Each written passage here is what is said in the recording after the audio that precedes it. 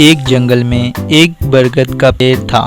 उस पेड़ पर कबूतरों का झुंड रहता था। एक दिन की बात है, जंगल में एक शिकारी आया। शिकारी बरगद पेड़ पर चढ़ गया और वह कबूतरों के घोंसलों से अंडे निकाल ले गया। कबूतरों को बहुत दुख हुआ। उन्होंने कहा, यह बरगद का पेड़ बहुत छोटा और नीचे है, इस पर शिकारी आसानी से चढ़ जाते हैं। हमें दूसरे पेड़ों पर घोंसला बनाना चाहिए। सभी कबूतर एक जामुन के पेड़ पर गए। वह पेड़ बहुत ही ऊंचा और मोटा था। कबूतरों ने अपनी घोंसला उस पेड़ पर बना लिया। उस झुंड में एक बूढ़ा और अनुभवी कबूतर भी था।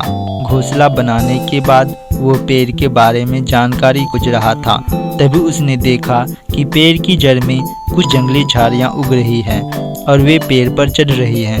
कबूतर ने अपने साथियों से कहा, सुनो दोस्तों, इस जंगली झाड़ी को अभी उखाड़ दो, नहीं तो शिकारी इस झाड़ी के सहारे फिर पेड़ पर चढ़ जाएगा।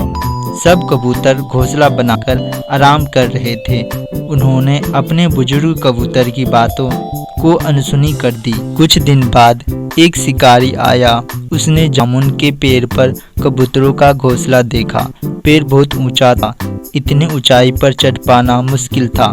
फिर उस शिकारी की नज़र उस झाड़ पर गई जो पेड़ से चिपक ऊपर तक गई थी।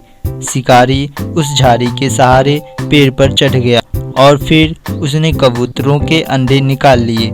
सभी कबूतर अपने बुजुर्ग की बात नहीं मानने के कारण पछता रहे थे। अगली बार जब उन्होंने एक नए पेड़ पर घोंसला बनाया तो उस बुजुर्ग कबूतर की बातें मानी और शिकारी उनके अंडे तक नहीं पहुंच सका।